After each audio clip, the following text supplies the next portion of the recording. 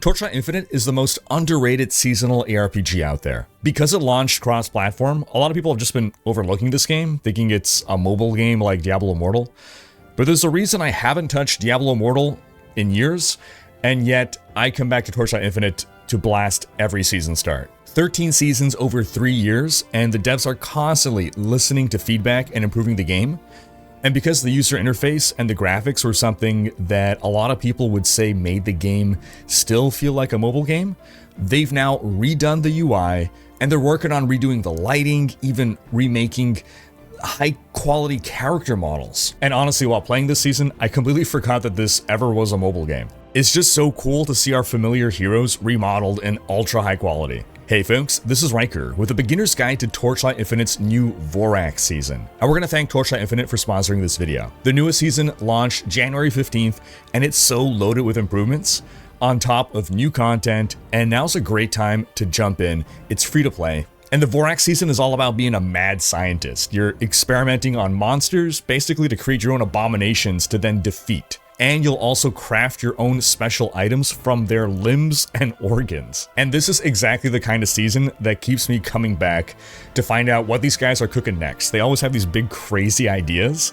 Their season mechanics, they're on the scale of Path of Exiles. Some kind of new mini game or system to engage with. And the way Vorax works, you find monsters infected with Vorax Syndrome, you defeat them to collect Vorax Substance, and then you spend the Vorax Substance to access the surgical preparation menu, which is this 13-round deck builder minigame where you're juicing 6 incubation chambers of monsters to try to create the most lucrative outcome. Because then you fight those monsters and their loot is buffed from your surgical preparation. It's been really fun to try to min-max the card combinations while also working with the hand you're dealt. You can't just follow one strict build or guide. You're at the mercy of the luck of the draw. It's kind of like a vastly more interesting and intricate Infernal Hordes boon system from Diablo 4. Then they have a new crafting system called Grafting this season, which allows you to basically break the itemization rules. You find special crafting bases that you can then imprint with stats that normally can't roll on that item, and you can even break down legendary gear now and imprint the unique power onto these special bases. This really shakes up what's possible with items this season. This season also brings a new hero trait for my favorite hero, Cat-Eye Erica. More on her later, but that's the gameplay you'll be seeing. So let's start with an introduction to Torchlight Infinite. This is a modern seasonal ARPG. I like to call it PoE Light. It's got that screen-clearing, high-speed gameplay loop of Path of Exile, while also having a ton of build depth like Path of Exile and huge seasonal updates like Path of Exile. But unlike PoE, Torchlight Infinite is so super easy to get into. The devs have put so much effort into ensuring that onboarding new players is as smooth as possible. I gotta give them the award for most effort put into ensuring that players have everything they need to understand the game directly inside the game. So first off, character creation. Rather than select a class, you're selecting a hero in Torchlight Infinite. And every hero has different hero traits. So really, what you're picking specifically is a hero trait. So here we have the hero named Carino. He's got 3 different hero traits to pick from. Ranger of Glory, you got Lethal Flash, and you got Zealot of War. All 3 are still Carino, but each offers a different playstyle. I remember in beta when we just had a handful of choices of hero traits to pick from, but now we're up to 25 hero traits across 11 heroes. Every season they either add a hero trait or an entirely new hero. Cat-Eye Erica here has been my favorite ever since they added her, so I was psyched to see that we're getting a 3rd hero trait for her this season, Vendetta's Sting. Anyway, once you've selected a hero trait, you start playing, and as you start leveling up, you're going to unlock skill slots. So you have your active skills. Those are going to be equipped onto your hotbar, those are the ones that you use, but then you also start to unlock support skills. And support skills are going to be assigned to an active skill. They're going to modify it in some way. So there's a lot of ways to customize your skills. As you level up, you unlock more active skills, as well as the ability to attach more support skills to those active skills. On top of that, you also have passive skills like auras. Those are going to reserve mana or life. So you're going to be limited in some way, either to how many you can or want to take. And all of these skills are controlled by a system called energy. As you level up, you get more energy. Eventually an endgame gear starts to drop that also has energy on it. So every skill can have a maximum of 5 support skills attached to it, but to unlock every support skill requires increasingly more energy. So as a tip, as you're leveling up, you really want to focus on unlocking as many supports as possible on your one main damage skill. That should be your priority, while popping maybe 1 or 2 supports on your other skills where necessary. Now on top of the skill system, there's also a talent system. These are like passive points that you earn as you level up and in various ways. There are several talent trees to pick from, and ultimately you're eventually going to be able to select 4 out of them all in order to put points into.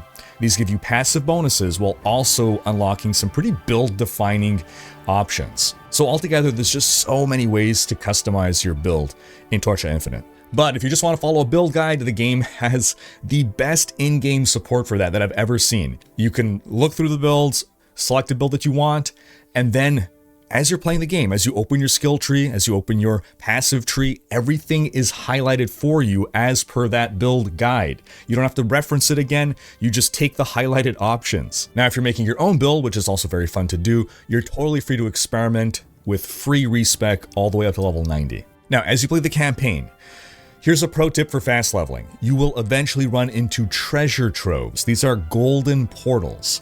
There's about half a dozen of them throughout the campaign. You want to farm these over and over before you move on. They are great sources of loot and XP. And you're only going to want to move on once the XP isn't good anymore because you're so over leveled. So you're going to pay attention. At the top left of the corner, it's telling you whether you're getting 100% XP or less.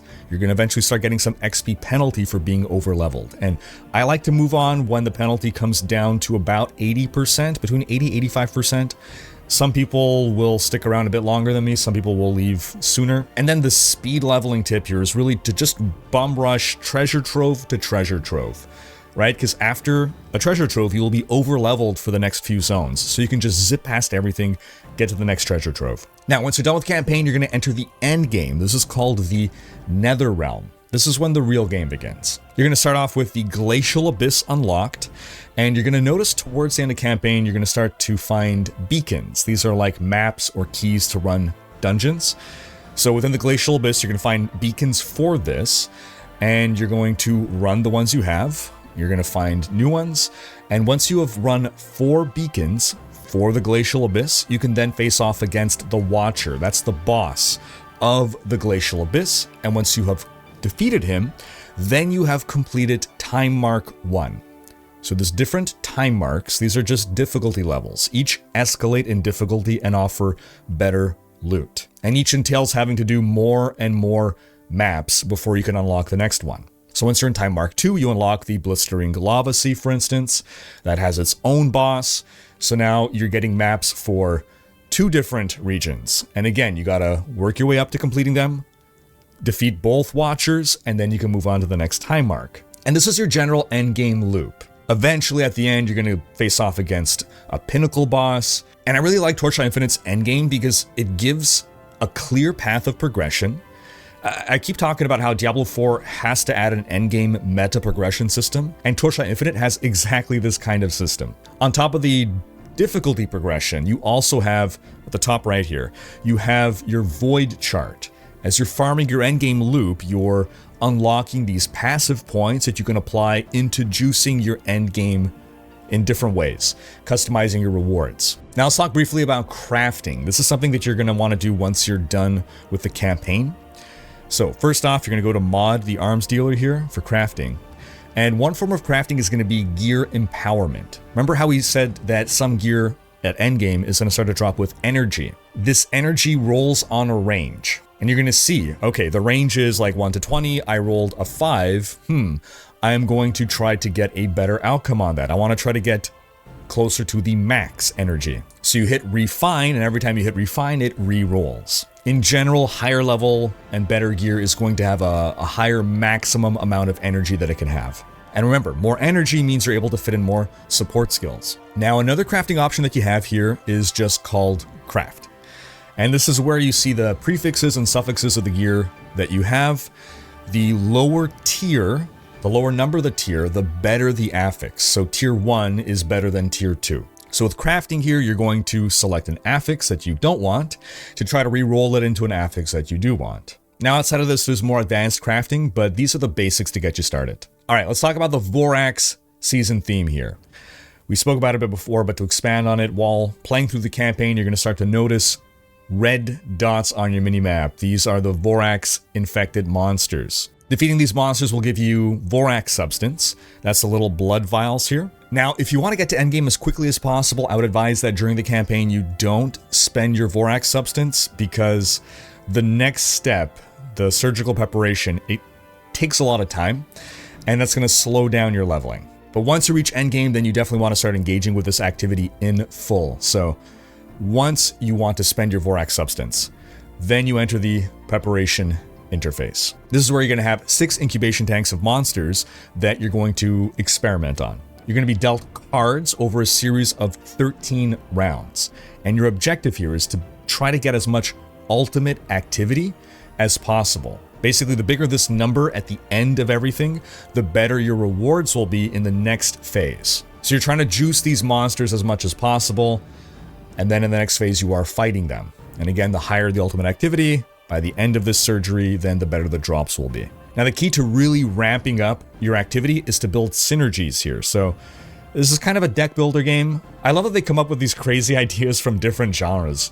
I play a lot of different kinds of board games, so I often see in their season themes inspiration from board games, or sometimes even like different kinds of video games. Anyway, you're going to be dealt a suite of cards, and those cards will have different effects, like adding more monsters, or removing some monsters, or upgrading monsters, changing a monster's type. And what you want to do again is build synergies based on your starting random monsters and your starting hand. So in my case here with this hand, I saw that I started off with some pests, and I had an option to pick a card that would give me more synergies and buffs with pests. So ended up using, over the course of a few rounds, cards that eventually transformed all my monsters into pests, while chaining a series of bonuses every time more pests were added. It was insane.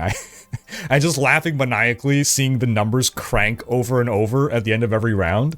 Once I got this chain going, it was just hysterical. Now, the next part of the Vorax season is Vorax Crafting, aka Grafting. So you're gonna start to find Vorax limbs and organs. Limbs are crafting bases, and organs are the affixes you're gonna craft into them. And this is the most flexible crafting system that Torchlight Infinite has. You can combine affixes that normally would not spawn on an item. So, Energy Shield is something that you only get on Intelligence gear, while you can craft Energy Shield onto a Dexterity item. Also new this season, you can break down legendary gear, turn it into an organ that you can then imprint onto one of these limbs, and that's a way of taking that unique property and moving it on a different piece of gear. And there's no slot restriction here, so you can take the power of a ring and put it on a pair of boots. That said, you can only have 2 legendary powers on any one item.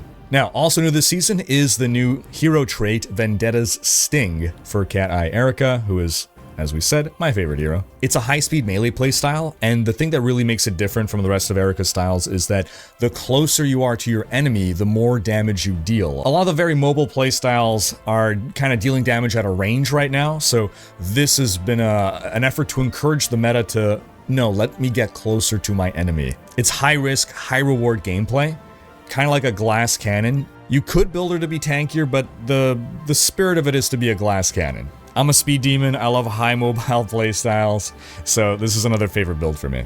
Once you reach endgame and start unlocking all of her talents, her main kit is basically that by moving, you're going to be activating her attack skills automatically. So just instead of having to stop and attack, just moving will make her attack. Now, Torchlight Infinite is a free-to-play game. You can get it on Steam, by the way.